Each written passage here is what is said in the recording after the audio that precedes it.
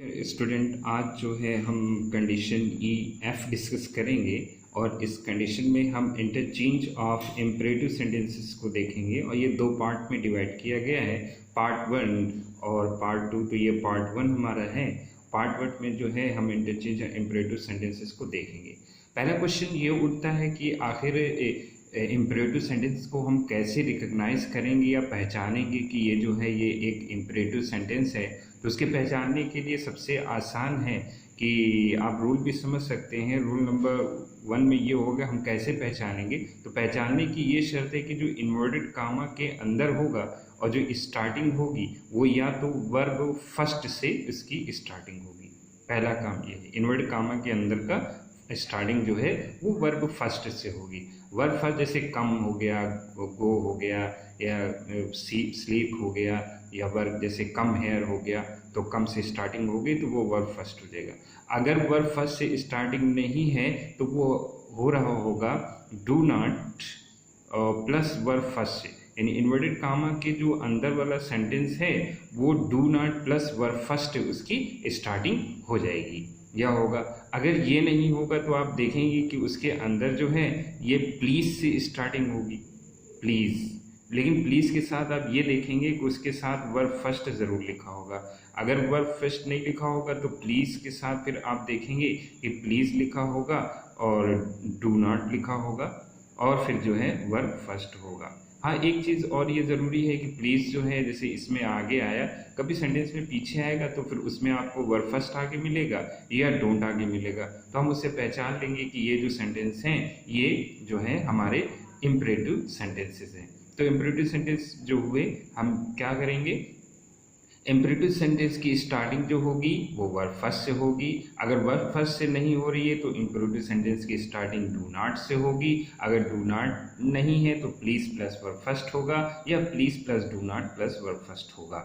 यानी सिंपली समझिए कि सेंटेंस में प्लीज़ होगा, अगर प्लीज़ नहीं है तो वर्ब फर्स्ट होगी, वर्ब फर्स्ट होगी और कभी कभी वर्ब फर्स्ट के साथ डू नॉट भी यूज़ होता है। रूल नंबर टू, अब ये देखेंगे कि ये तो हमें पहचान पता चल गया कि इम्परेटिव सेंटेंस को हम कैसे पहचानेंगे। अगर कोई इम्परेटिव सेंटेंस होगा तो वो वर्ब फर्स्ट से स्टार्ट होगा या डू नॉट होगा से स्टार्ट होगा या उसमें प्लीज़ से स्टार्ट होगा, तो वर्ब फर्स्ट या डू नॉट उसके साथ ज़रूर आएगा। हम पहचान लेंगे कि ये एक इम्परेटिव सेंटेंस है। रूल नंबर टू में हम देखेंगे कि जब ये इम्परेटिव सेंटेंस हो जाएगा तो रूल नंबर टू में हम ये सीखेंगे कि फिर हम सेड या सेड टू के साथ हम क्या करेंगे। तो हमारा जो सेड या सेड टू जो हमारा दिया गया होगा तो हम इसको तीन तरीके से उसको जो है हम चेंज कर सकते हैं। तो उस तरीके को हम समझते हैं, जैसे कोई बड़ा आदमी होगा और बड़ा आदमी जब कोई छोटे व्यक्ति या आदमी से कुछ कहेगा, जब कोई बड़ा आदमी हो गया और वो छोटे आदमी से जब कुछ कह रहा होगा तो वो ऑर्डर देगा। तो ऑर्डर होगा तो वहाँ पे हम सेड या सेड टू को हम किस में चेंज कर देंगे, ऑर्डर्ड में चेंज कर दिया जाएगा। जैसे प्रिंसिपल हो गया, वो चपरासी से कह रहा है तो वो ऑर्डर हो जाएगा, ठीक है। फादर है अपने लड़के से कह रहा है तो वो ऑर्डर हो जाएगा। अगर डीएम अपने ऑफिसर से कह रहे हैं तो वो ऑर्डर हो जाएगा। तो इस तरीके से वो ऑर्डर कहलाएगा। हाँ, और जब दो इक्वल बैलेंस के लोग होंगे यानी बराबर बराबर पद के लोग हैं तो वो जब एक दूसरे से कहेंगे तो वो जो होगा वो एडवाइस, वहाँ पे सेड या सेड टू किस में बदल जाएगा, एडवाइस में जो है हम उसको चेंज कर देंगे। जैसे कि एक फ्रेंड है अपने फ्रेंड से कह रहा है, या एक भाई है वो अपने भाई से कह रहा है, एक ही फ्रेंड जैसा रिलेशन हो गया तो वो हो गया। एक टैक्सी ड्राइवर दूसरे टैक्सी ड्राइवर से कह रहा है तो वो जो है एडवाइस के अंतर्गत आएगा। या डॉक्टर जो अपने पेशेंट से कह रहा है तो वो एडवाइस में आ जाएगा। या माँ जो है अपनी लड़की को कुछ सलाह दे रही है तो वहाँ पर भी जो है सेड या सेड टू को जो है एडवाइस में जो है चेंज किया जाएगा। भाई ये समझना है कि जब कोई बड़ा आदमी किसी छोटे को कुछ कहेगा तो वो ऑर्डर कहलाएगा, या ऑर्डर दिया जा रहा होगा तो ऑर्डर में चेंज करेंगे,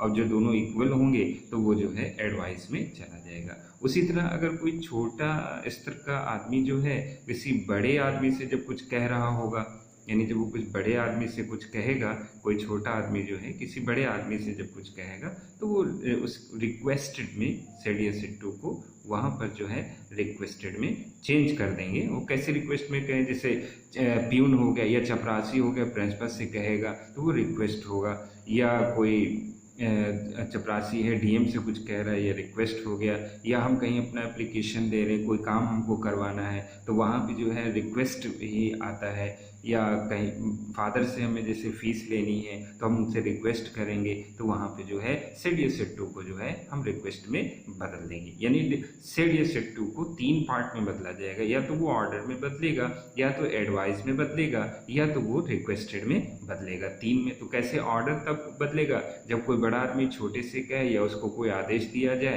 तो ऑर्डर में बदल जाएगा। जब बराबर के 2 लोग होंगे, जैसे आपस में सलाह मशवरा, जैसे डॉक्टर मरीज को सलाह देगा, ऑर्डर तो दे नहीं सकता, तो वहाँ पे एडवाइस हो जाएगा। या छोटा आदमी किसी बड़े आदमी से कुछ कहेगा, यानी कोई रिक्वेस्ट प्रार्थना करेगा, तो वहाँ पे जो है वो रिक्वेस्ट में चेंज हो जाएगा। Rule number 2। रूल नंबर 3 में हम देखेंगे कि ये तो हमारा हो गया।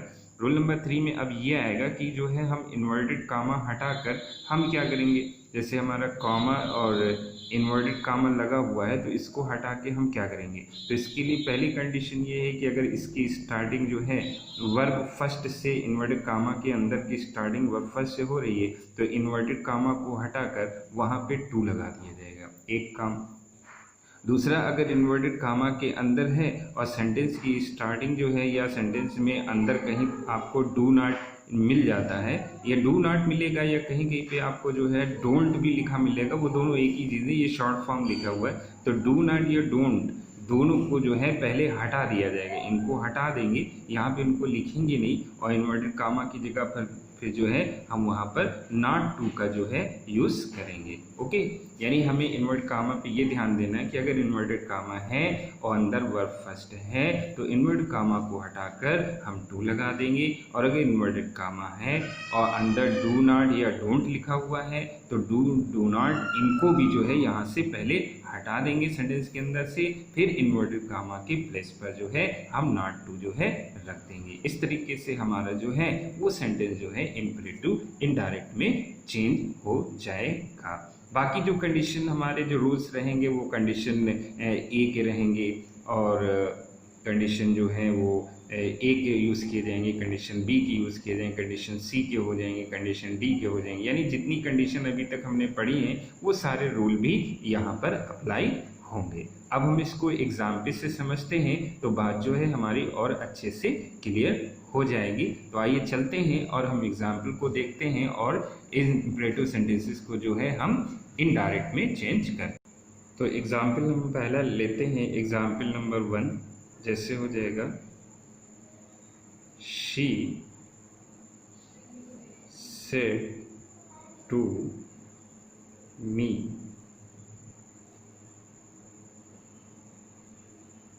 call the doctor, call the doctor, full stop invert comma close. ये हमारा हो गया। इसमें लिखा हुआ है she said to me call the doctor, उसने मुझसे कहा कॉल द डॉक्टर, डॉक्टर को बुला दीजिए। तो ये कोई रिलेशन है, वो कोई बीमार होगा तो वो अपने किसी से कह रही है कि डॉक्टर को बुलवा दीजिए, तो वो रिक्वेस्ट करेगी, शायद वो वहाँ नहीं जा सकती तो वो रिक्वेस्ट कर रही है, तो हम यहाँ पर जो है सेड टू को जो है रिक्वेस्टेड में बदलेंगे। तो हो जाएगा शी रिक्वेस्टेड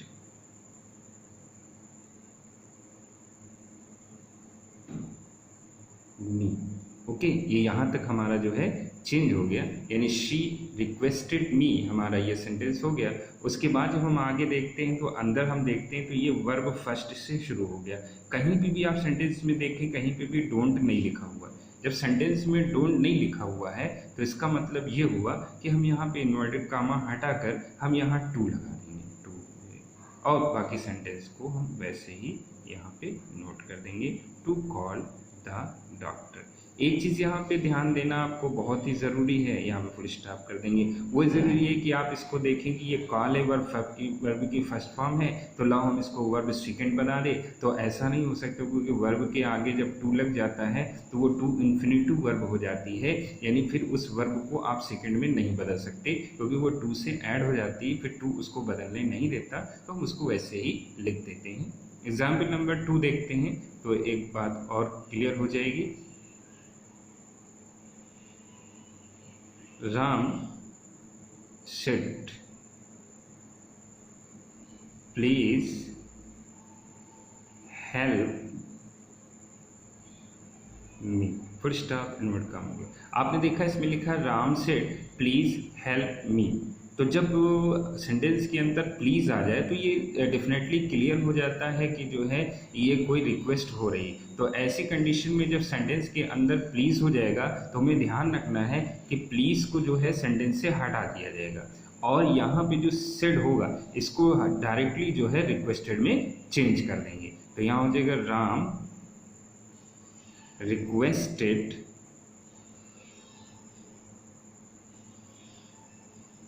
और यहाँ पे देखें अब ये हेल्प में लिखा है, डोंट यहाँ कहीं नहीं है, तो इन्वर्टेड कामा को हटा के यहाँ पे टू लगा देंगे और हेल्प को हेल्प ही रहने देंगे और यहाँ पे जो है मी आ गया। अब ये एक प्रोनाउन हो गया। तो मी हमको पता है कि ये जो है फर्स्ट पर्सन का प्रोनाउन है और हमको पता है कि फर्स्ट पर्सन का प्रोनाउन जो होता है वो सब्जेक्ट के अकॉर्डिंग चेंज होता है। तो मी जो है ये हमारा सब्जेक्ट बाहर जो है ये राम है, यानी मी जो है ये राम के अकॉर्डिंग जो है हमारा चेंज हो जाएगा। राम एक पुरुष है इसलिए इसको हमारा प्रोनाउन मिल जाएगा ही। अब यहाँ पे हम देखेंगे ये मी की शेप में है, तो मी जो है हमारा आई माई मी यानी तीसरे नंबर पे है, तो हम ही का तीसरा बनाएंगे ही हिज हिम, यानी मी हटा के यहाँ पे हम क्या लिख देंगे हिम हमारा हो जाएगा, फुल स्टॉप कर देंगे बस। भाई ये ध्यान रखना है कि अगर सेंटेंस में कहीं भी प्लीज़ आएगा तो आप प्लीज़ को हटा देंगे और प्लीज़ हटाकर हमेशा जो है सेड को रिक्वेस्टेड में बदलेंगे, फिर इसमें छोटा बड़ा बराबर वाला कोई रूल नहीं लगेगा क्योंकि वो सीधे प्लीज़ कह ही दिया उसने तो रिक्वेस्ट होगी। Example number 3, I said to him,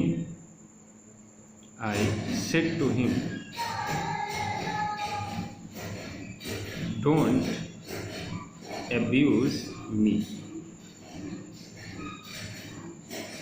full stop.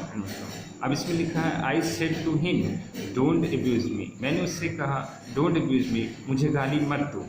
तो ये मेरी रिक्वेस्ट हो रही है कि मुझे गाली कृपया मुझे जो है गाली मत दो। तो यहाँ पे एक एडवाइस तो होगी नहीं, गाली देने की कोई एडवाइस तो हो नहीं सकती।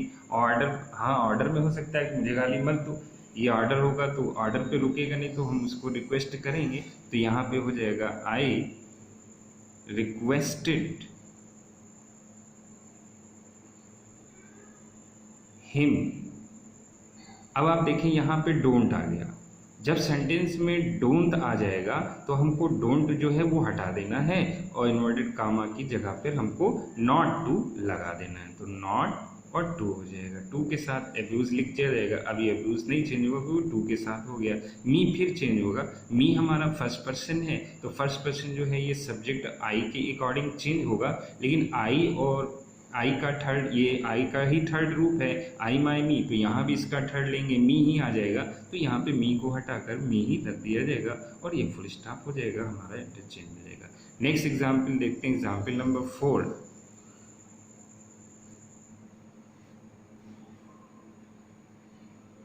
एग्जाम्पल नंबर 4 में जब हम देखते हैं तो नया एग्जाम्पल है लिखा ही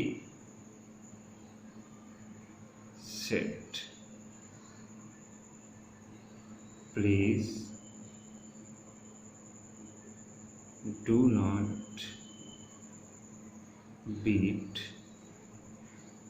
this dog. Full stop. He said, उसने कहा please do not beat this dog, कृपया इस कुत्ते को मत पीटिए। अब आप देखिए प्लीज़ आ ही चुका है और डोंट भी आ चुका है, तो हमको पता है कि जब प्लीज़ होता है तो प्लीज़ को हटाकर हमेशा सेट को रिक्वेस्टेड में चेंज कर देते हैं और डू नॉट भी अगर हो तो डू नॉट को हटाकर यहाँ पे इन्वर्टेड कामा की जगह पे हम नॉट रख दें। तो पहले प्लीज़ हटेगा, प्लीज़ ये बताएगा कि आप सेट को रिक्वेस्टेड में चेंज कर दें, तो हो जाएगा he requested.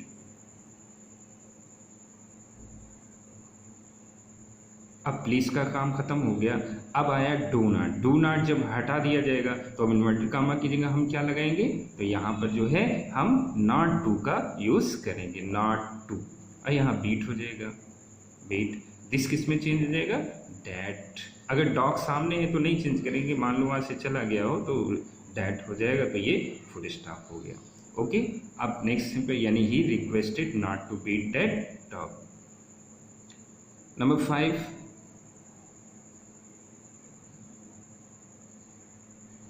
I said to peon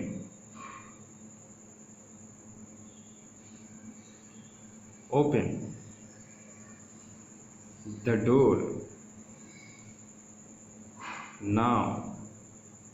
full stop. I said to peon, मैंने चपरासी से कहा ओपन द डोर नाउ, अब जो है दरवाज़ा खोल दो। तो मैंने चपरासी से कहा यानी चपरासी को ऑर्डर दिया, तो यहाँ पे ऑर्डर हो रहा है तो हम यहाँ पे सेड टू को किस में चेंज कर देंगे, ऑर्डर में चेंज कर देंगे। तो यहाँ पे हमारा हो जाएगा आई ऑर्डर प्यून।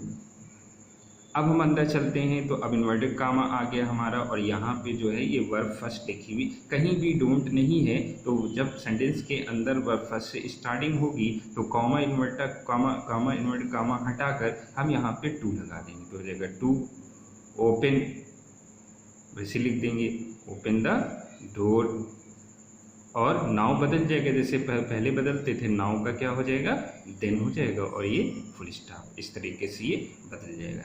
एक और अभी इसमें रूल है, रूल ये है कि अगर इन्वर्टेड कामा के जो अंदर सेंटेंस हो, यहाँ पे मान लीजिए कि सर लिखा हो या मैडम लिखा हो या मान लीजिए कि जेंटलमैन लिखा हुआ, ये तीन वर्ड जैसे लिखे हुए मिलते हैं, अगर ये तीनों जो वर्ड हैं ये इन्वर्टेड कामा वाले सेंटेंस के अंदर हमको मिल रहे हैं, ये एक रूल के रूप में आप लिख लेंगे कि अगर इन्वर्टेड कामा के अंदर वाले सेंटेंस में कहीं पर भी सर, मैडम या जेंटलमैन लिख रहे हैं, कभी कभी बाहर भी लिख देते हैं, तो वही चीज़ होगा। तो इन तीनों वर्ड को जो है हम सेंटेंस से हटा देंगे, और तीनों वर्ड की जगह पर जो है हमको रिस्पेक्टफुली लास्ट में, बाहर वाले सेंटेंस के लास्ट में हम रिस्पेक्टफुली जो है वहाँ पर ऐड कर देंगे, यानी जो बाहर सेंटेंस होगा उसके लास्ट में जो है हम रिस्पेक्टफुली ऐड कर देंगे, बस वो जो है इनडायरेक्ट में चेंज हो जाएगा। एक एग्जाम्पल देखते हैं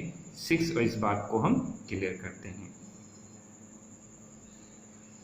A boy said to his teacher, a boy said to his teacher, Sir, forgive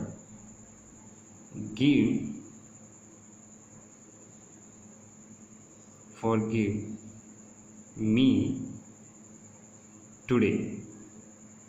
Forgive me today.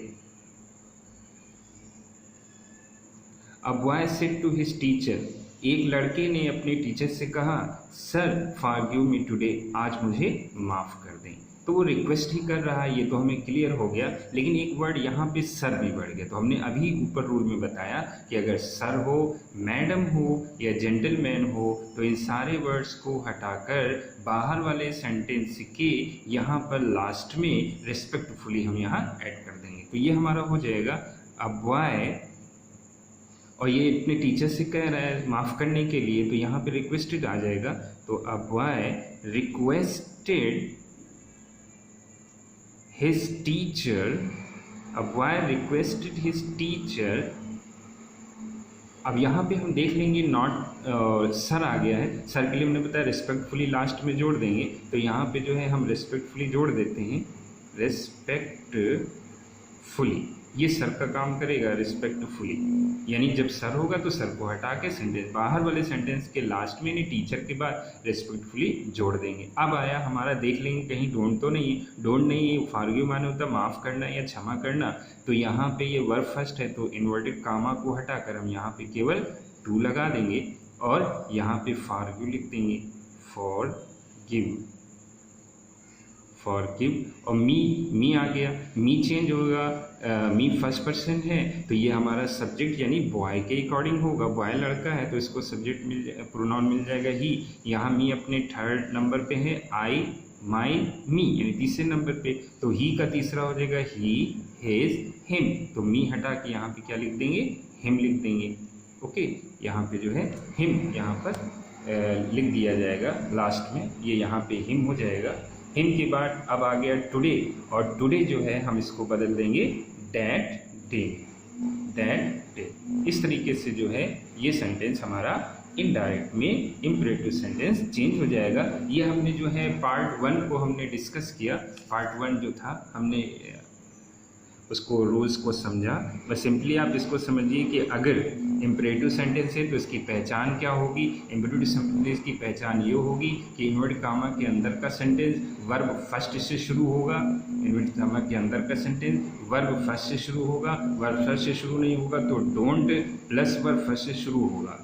और प्लीज़ कभी आगे भी आ सकता है, प्लीज़ कभी पीछे भी आ सकता है। और प्लीज़ हमें ये देखना है कि प्लीज़ है तो सेट टू रिक्वेस्ट में बदल जाएगा। तो अगर वर्ब फर्स्ट से होगा तो इन्वर्टेड कामा हटाकर हम डैट लगा देंगे। अगर डोंट से शुरू होगा तो डोंट को हटा देंगे और हटाने के बाद इन्वर्टेड कामा की जगह पर जो है नॉट टू का हम यूज़ करेंगे। अगर सेंटेंस में प्लीज़ भी है तो प्लीज़ को भी हटा दिया जाएगा और प्लीज़ को हटाकर सेड या सेड टू को रिक्वेस्टेड में बदल दिया जाएगा। बाकी सेड या सेड टू को ऑर्डर में भी बदलेंगे, सेड या सेड टू को एडवाइस में भी बदला जा सकता है अगर ऐसी कंडीशन होगी तो।